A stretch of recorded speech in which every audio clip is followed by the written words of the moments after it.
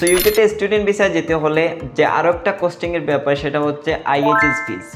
এটা হচ্ছে mainly health insurance ফিজ বললেই হয় আর কি। এটা হচ্ছে পার ইয়ার 776 পাউন্ডের মতো। আমি আবারও বলছি 776 পাউন্ড, কারণ অনেকে সেটাকে গুলিয়ে নেন আসলে।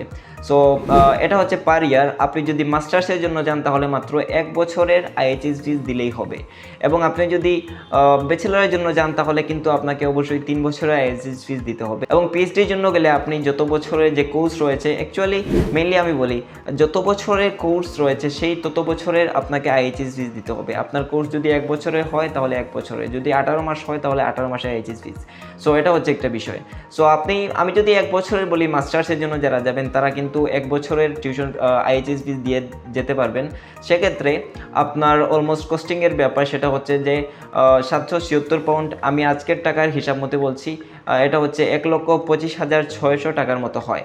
এটা হচ্ছে আজকের হিসাব। তো আপনি যেদিন পে করবেন সেদিন ওই দিনে যে রেট রয়েছে সেই রেট অনুযায়ী আপনি আসলে পে করবেন।